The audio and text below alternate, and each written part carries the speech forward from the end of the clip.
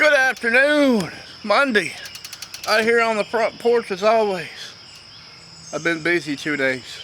Yesterday was my birthday. I'm 52 years old and I'm an antique. Well, I've been an antique for 2 years, but I'm still an antique. Let me move my tripod around a teeny bit. There we go. Now, I have planted probably somewhere between 50 and 55 tomato plants, and they range from cherry tomatoes to cannon tomatoes. And I got a few heirlooms.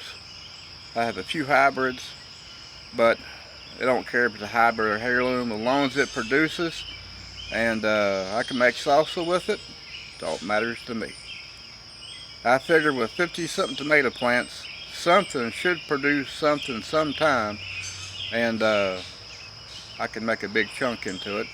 And the wife was all the time, it used to be she wanted tomatoes and then she wants cherry tomatoes, and because she likes taking cherry tomatoes and dipping it in a ranch and eating it that way, or just making a tomato salad, which is take a bunch of cherry tomatoes, slice them in half, pour some oil and vinegar on it and doing it that way. But, and I told her this year, I said, I hope you're hungry for tomatoes. I said, because this will be coming out of my damn ears if everything does what it's supposed to. I'm going to have tomatoes coming out of my ears and then some. I can't stand tomatoes. I like them in salsa. I like them in ketchup. I like fried green tomatoes, green tomato ketchup. I love that. But, other than just picking a tomato and eating it, ain't going to happen with me. No go Joe. So,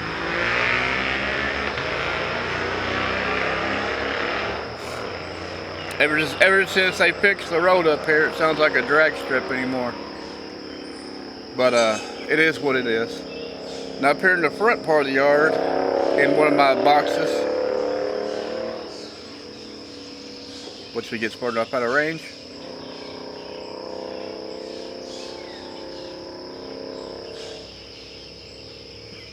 But anyway, like I was saying, up here in one of my front boxes, in this side of the yard, I planted some dill.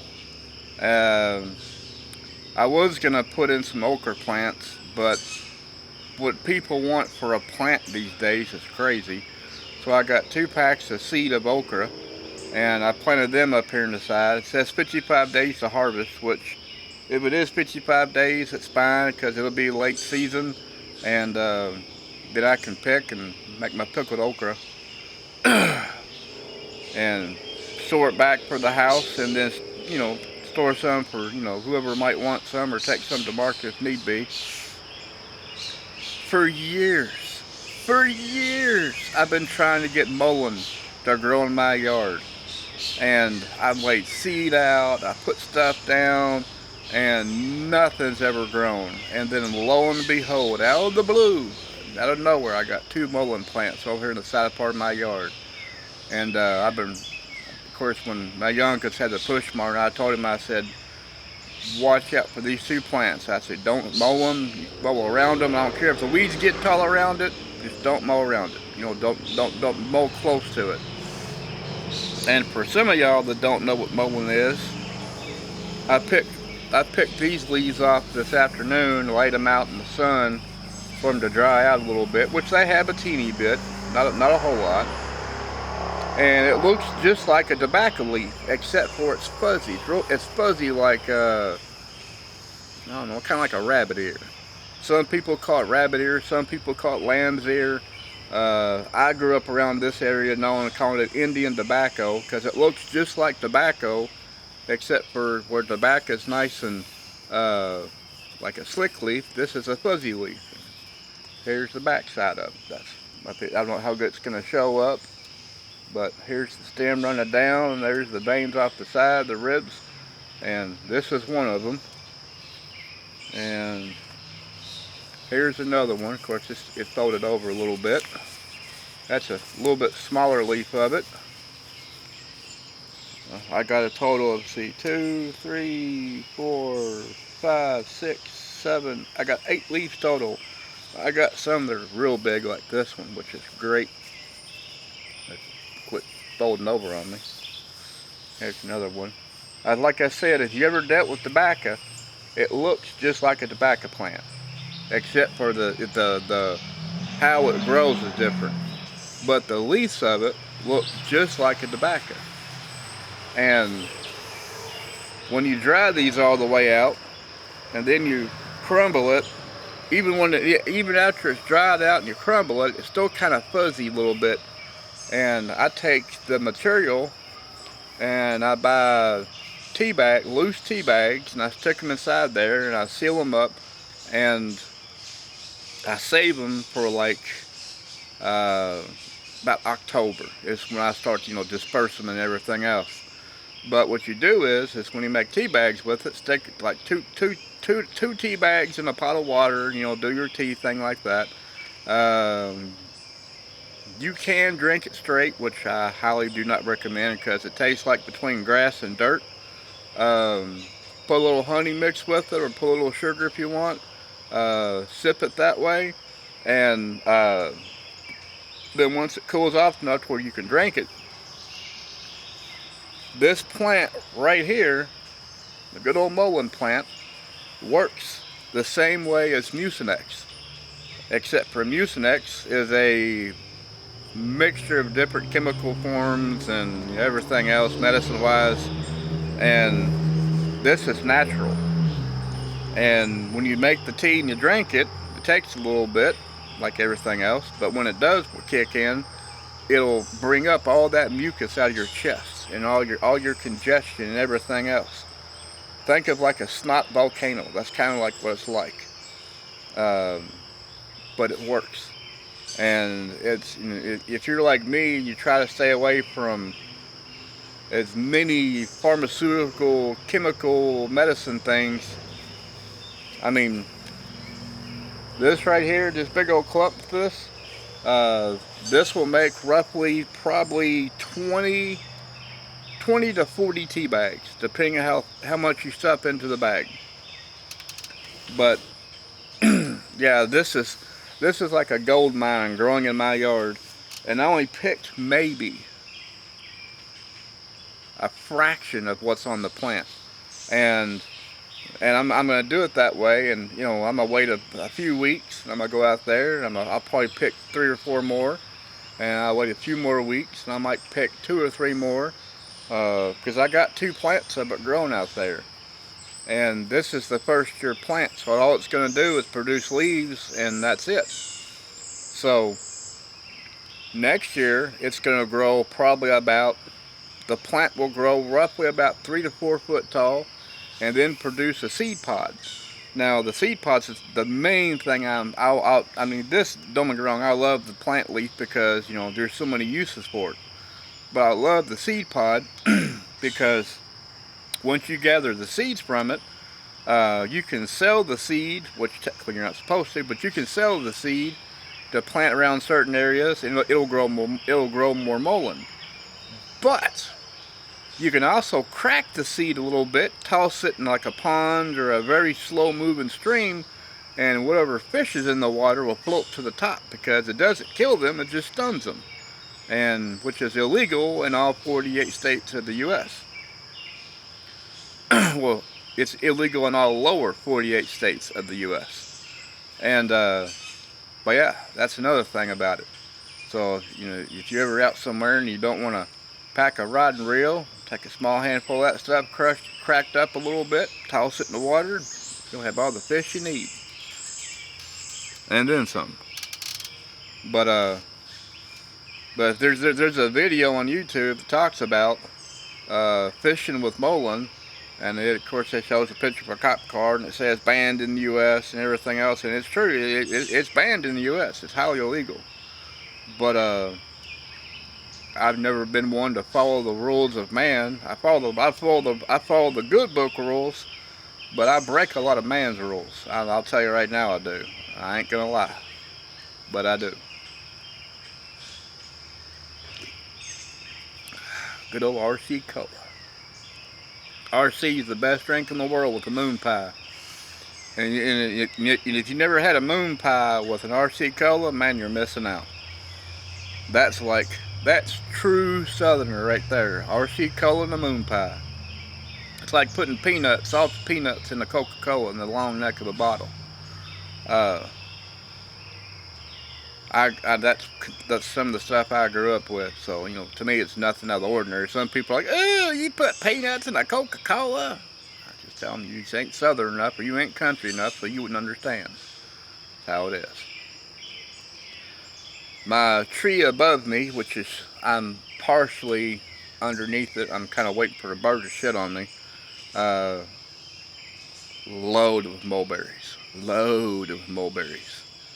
And I've out here on the porch, I see a few on the porch around here where they've fallen off, I guess, where birds been picking at them.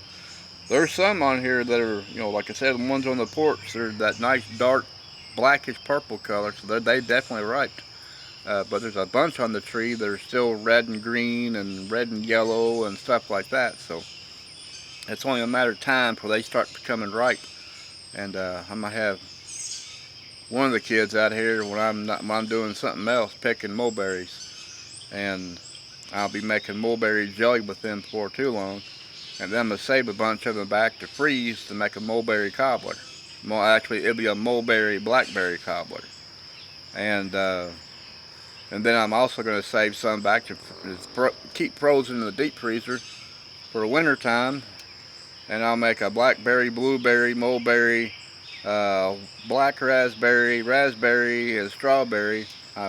Basically crush them all down and get all the juices out of them. And it's a wonderful blended fruit juice. And I stick them in like little jelly jars, little half-pint jelly jars. Put them in the refrigerator, and it's it's good for when you want the taste of summer and dead of winter. So if you don't do something like that, you can try that on your own. See how pick out which ones you like, and do it yourself. It's great because you don't fix like a gallon of it. You just fix small portions of it. Take a sip here, take a sip there, and everything works out fine. Unless you want to harvest a ton of it and do it that way to make a half gallon or a gallon of it. But I've come to realize that when you make a large quantity like that, usually it goes bad or starts to ferment before you can even drink it.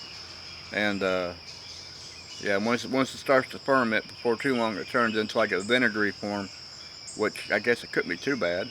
It'd be better than some of the vinegars you buy in the store.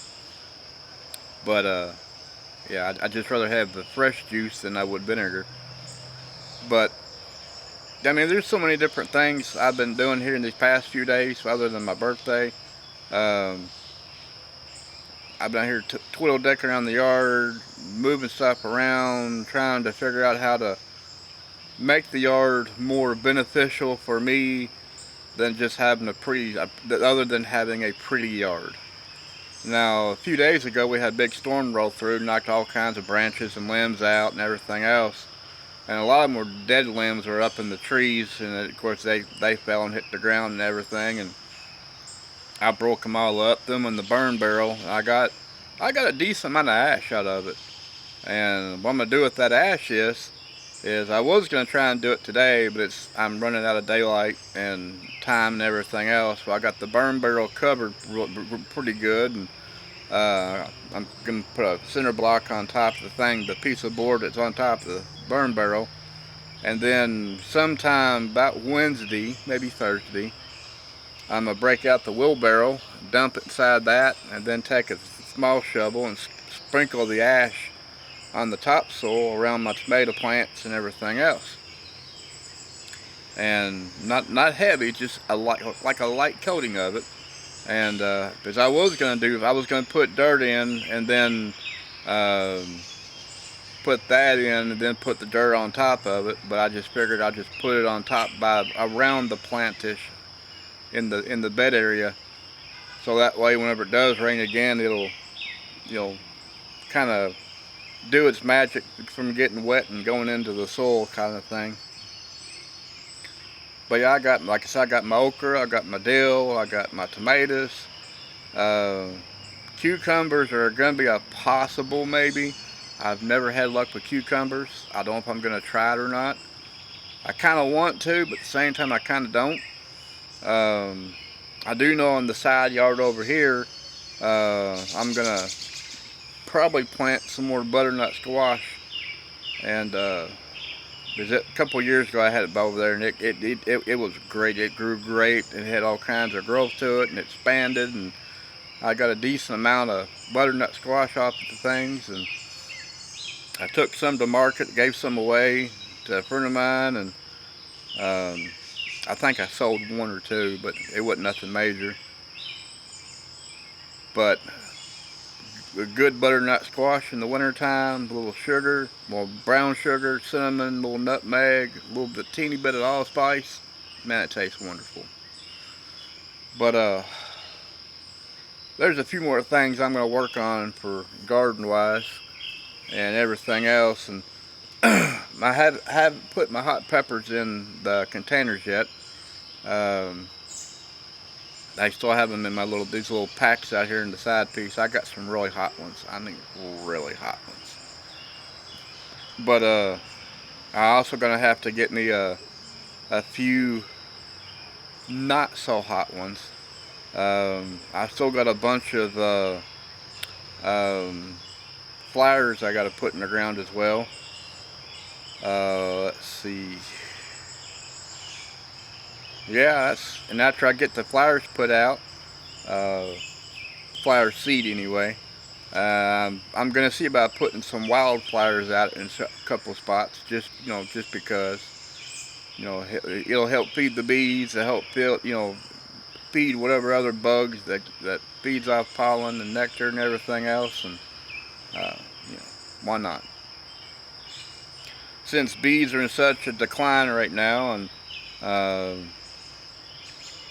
everybody that wants to spray their yards with chemicals to make their yards look pretty is basically, people look at dandelions as a nuisance, but if you have dandelions in your yard, it just means your yard's in crappy condition, and the dandelions are there trying to recondition the soil, and then people pay these companies come in and spray this poison all across the yards, and if there's dandelions there and the bee comes up to the dandelion if the flower's out, and it grabs that stuff and it takes it to the hive, and next thing you know, half your colony or a quarter of your colony or all your colony of bees are dying out because you just poisoned everything in that little colony form. So I don't use any harsh chemicals. I use natural fertilizers. The only thing I do use it's an oil base, but it's from a seed oil, is neem oil, and I use it to spray my peach trees to keep them bugs off the peaches, so that quit boring holes in the peaches, laying their eggs, and so that way I can have some peaches. But it's not a harsh chemical like these evergreen yard spraying people that come out and spray all these pesticides all across your yard. It's a natural oil base from seed that basically the fragrance of it keeps and it's not a fruit fly, but it's like a fruit fly, but it keeps it away because the fragrance on the peach is annoying to it, and it basically just leaves it alone. But anyway, I don't know how much battery life I have. I took my glasses off and put my glasses on so I can see what my battery life is. That's a decent mulberry sitting right there in front of me. I got about a quarter bar. I'm going to reach down real quick and grab this mulberry. It's not too bad. It's pretty decent size. The bird's been pecking at it. See right there? There's a spot about right there. I don't know if you can see it or not. That's about right here. Not sure how well you can see it, but bird pecked at that side. So yeah, that's a decent looking mulberry. Smells wonderful. You know what? Even though a bird pecked at it, and it was been sitting here covered. Oh yeah, it tastes great. Not as sweet as it normally would be, but it definitely has that mulberry flavor. Mm-mm-mm. It's good. It's not 100% ripe, but it's about 85% ripe. It's good enough for me. Mm-mm-mm. Goody, goody, goody. But yeah, it's coming down the roadway. Neighbor. And I guess neighbor. Looks like neighbor. Yeah, neighbor.